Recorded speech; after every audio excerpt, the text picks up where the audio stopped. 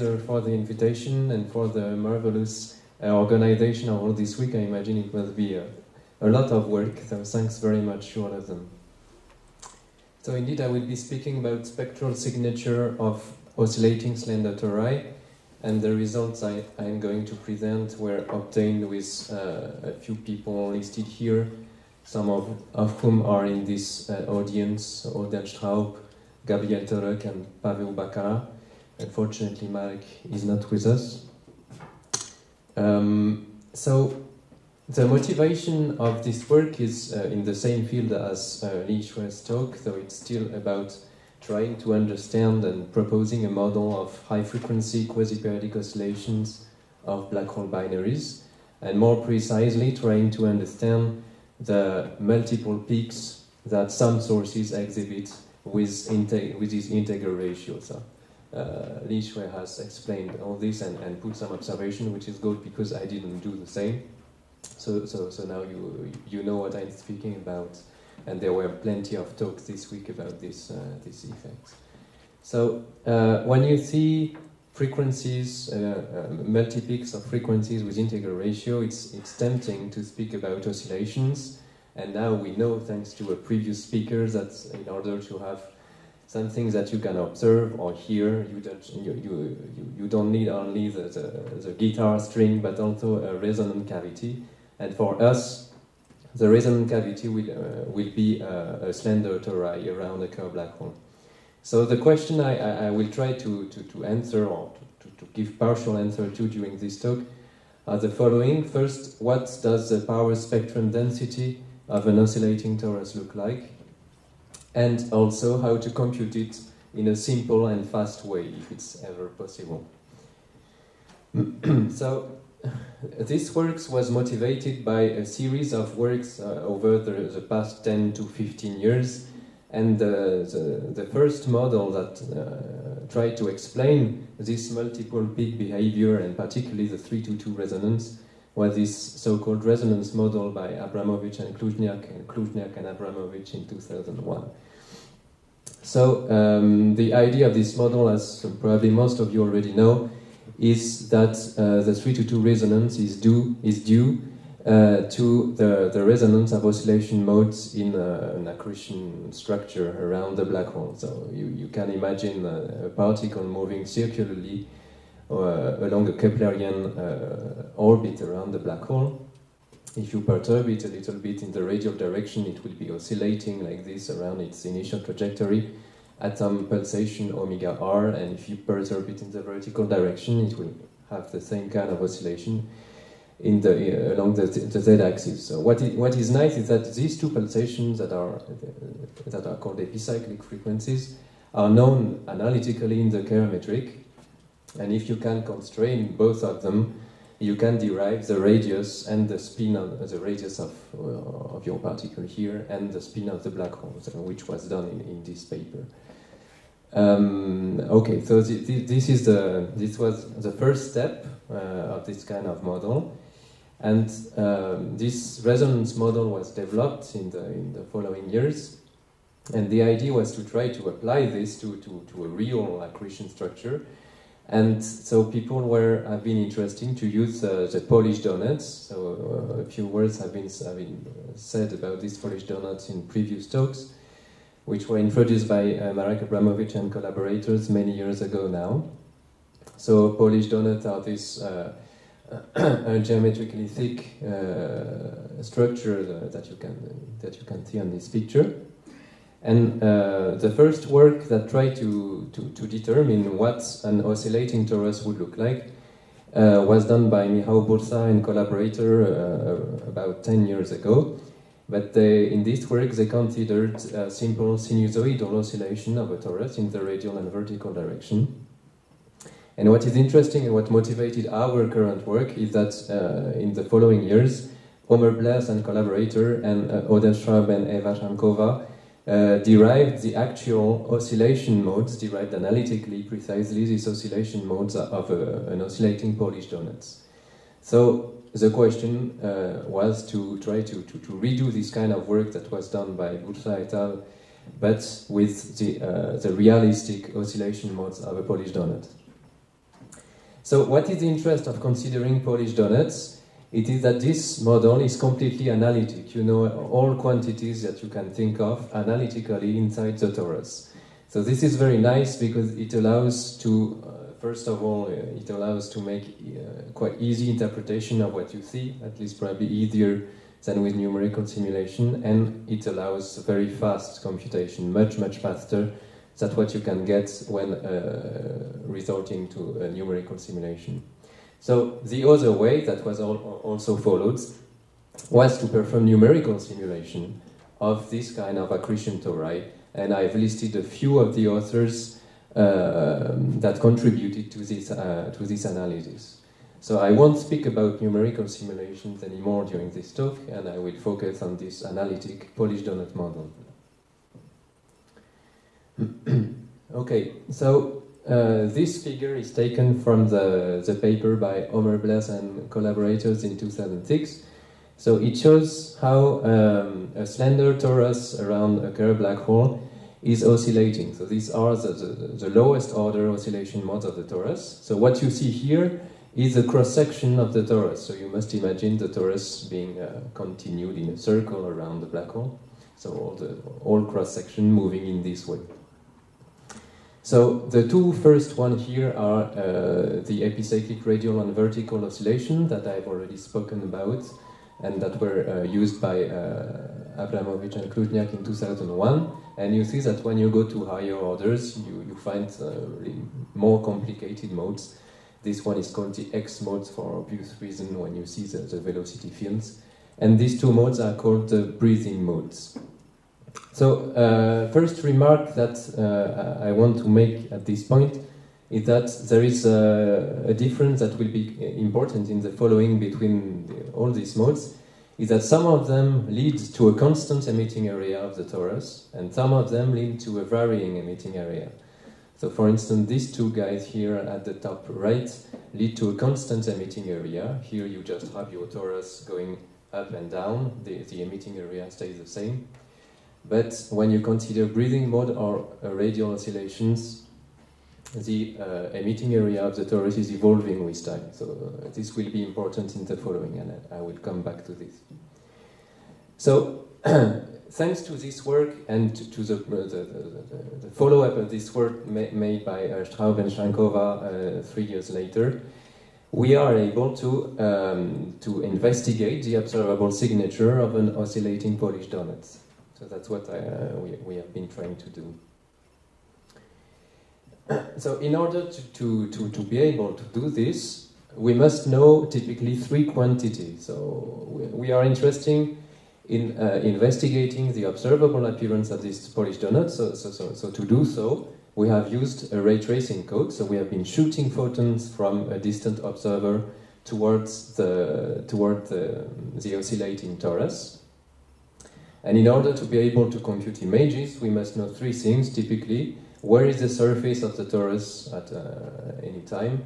What is the pore velocity at the surface? This allows us to compute the redshift factor, which is very important to compute the observed intensity. And what is the emitted intensity at the torus surface? So for this third point here, we have made a quite simplifying assumption, which is to consider an optically thick torus. So we only consider radiation coming from the surface of the torus, and we don't integrate in time.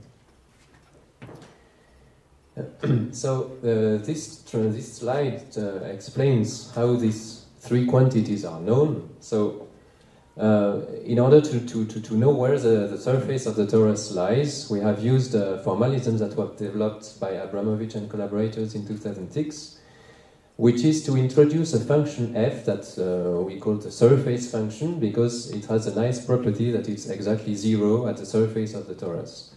So the idea is to compute this surface function for the different modes of oscillation.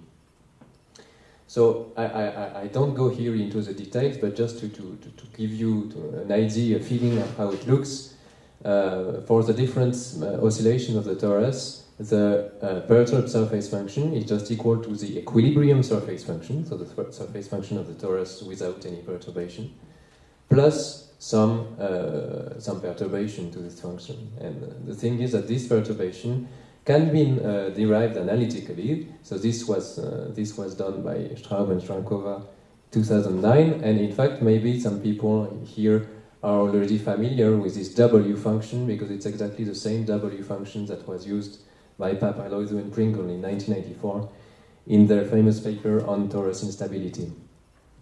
So what we did was to compute this function, this W function, for oscillating tori. Okay, so now we have the surface. Second point, the four velocity. You see that it's quite simple as well. You just have to compute, so it's the same thing. You have the four velocity, which is the equilibrium for velocity plus a perturbation, and this perturbation is nothing but the derivative of this function. So once again, everything known analytically. Third and last point, what is the emitted intensity? So as I said previously, there are two kinds of oscillation modes. The first kind, vertical and X modes, that give a constant emitting surface. So for these two modes, the emitted intensity is just constant, so put to 1 for normalization. And for the others, the radial oscillation and the breathing mode, the intensity, the emitting surface, is no longer constant, it's varying with time. And so in order to keep a constant luminosity of the torus, which is our basic assumption, the emitted intensity at some time t is inversely proportional to the emitting surface at this time. So our assumption to put these two equations is that the torus has a constant luminosity. Okay, so now we have these three quantities that are known. Surface of the torus, four velocity, emitted intensity, so we are nearly ready for integrating and ray tracing. I was just wanting to spend a few words on these parameters here. So this W function is of course a function of space-time coordinates plus some parameters. So what are the parameters of the model? They are listed in this table. So basically all these parameters here are kept to constant values. So the torus central radius, the polytropic constant and polytropic index, the central density of the torus, the azimuthal mode number, and the perturbation stress. So this lambda is this quantity here, right? So all these parameters are kept to constant value, the value of which could be discussed, but I won't go into these details. What I want to address in this talk is the influence of these two first parameters that we are most interested in, let's say, the black hole spin and the torus inclination.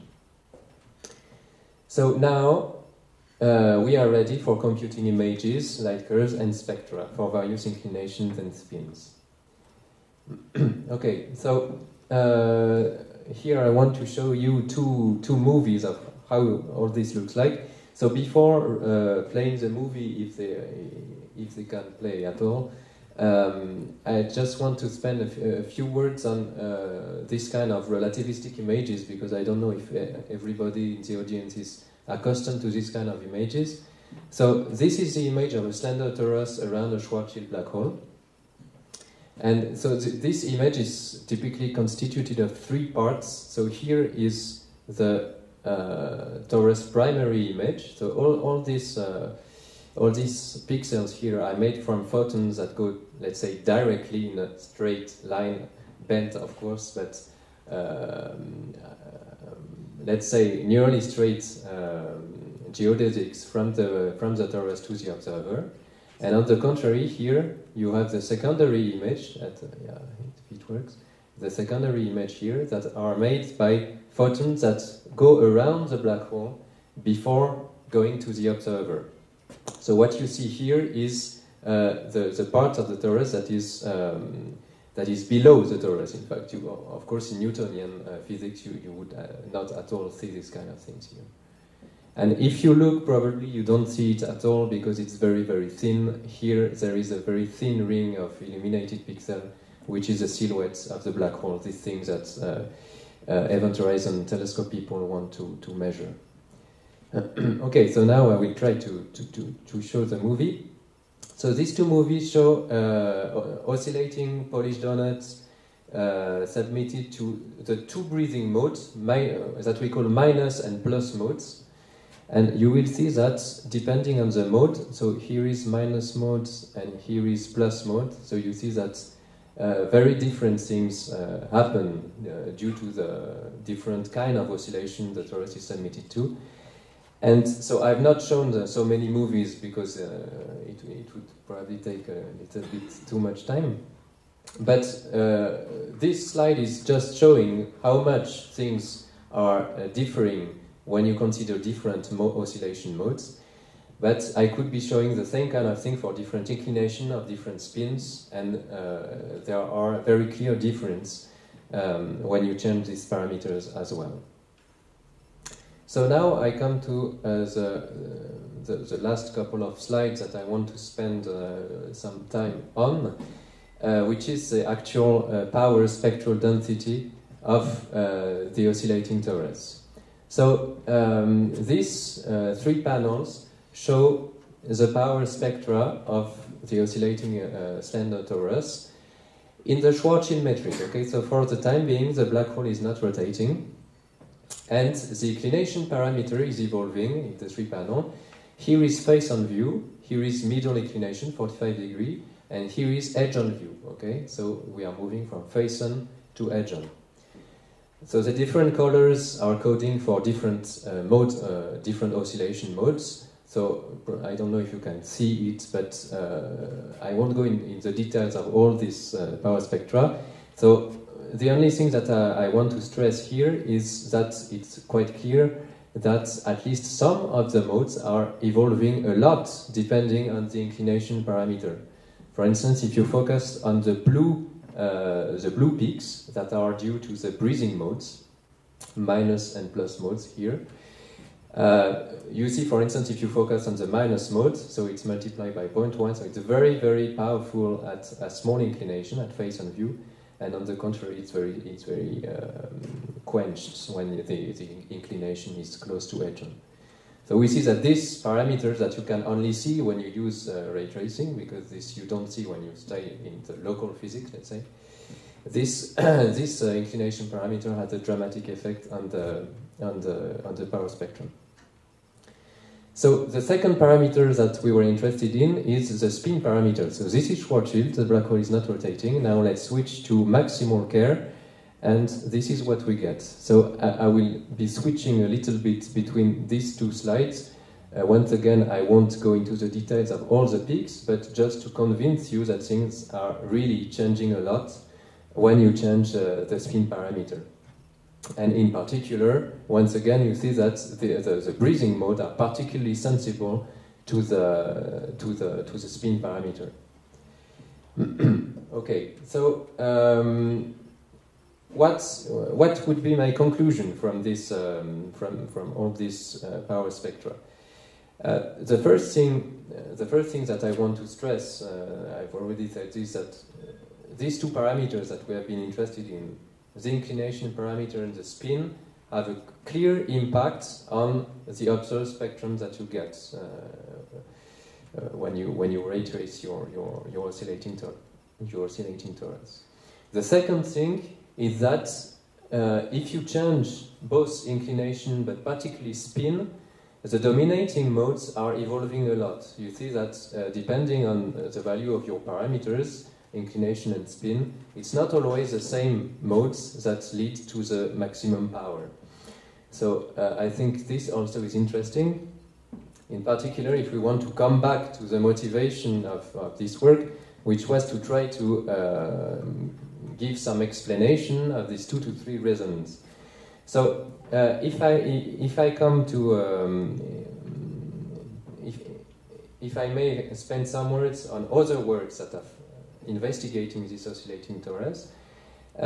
So typically there are two groups that have analyzed this power spectra of oscillating torus: the Luciano Rezzola group and Omer Bless group, let's say.